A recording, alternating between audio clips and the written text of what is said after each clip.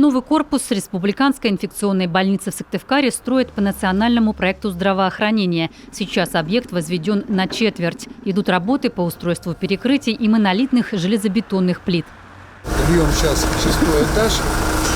Строительная готовность по конструктиву 41%, по общей стройке 25%.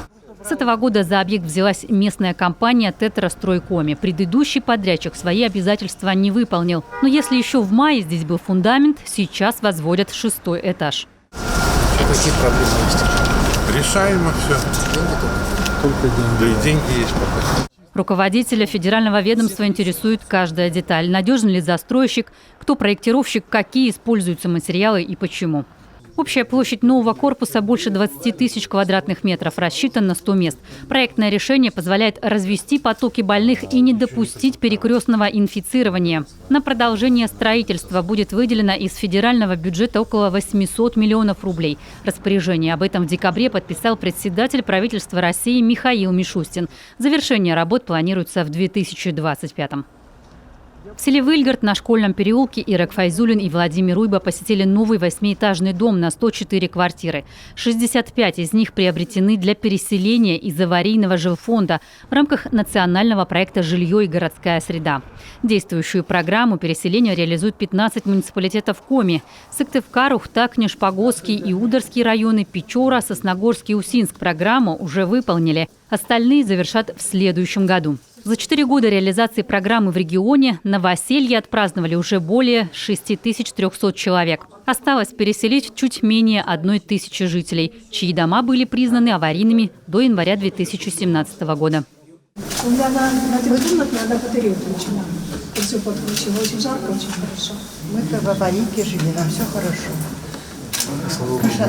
Поздравляю вас с наступающим Новым годом. Спасибо. Пусть хорошо живется вам. Долгих лет жизни всем. Главное, чтобы людям было хорошо. Также Ирек Файзулин и Владимир Уйба посетили новый корпус детского сада в микрорайоне Орбита в жилом комплексе «Платон». 3 группы. В каждой группе свой отдельный вход, оснащен домофоном. Около каждой группы. Вы нас заведете? Конечно, я вас веду. Красиво. Неотъемлемой частью вот этого помещения 787 квадратов. Вот эта площадка является прогулочная. Корпус открыли весной этого года. 3 группы, в каждой по 20 малышей. Здесь созданы все условия для всестороннего развития детей.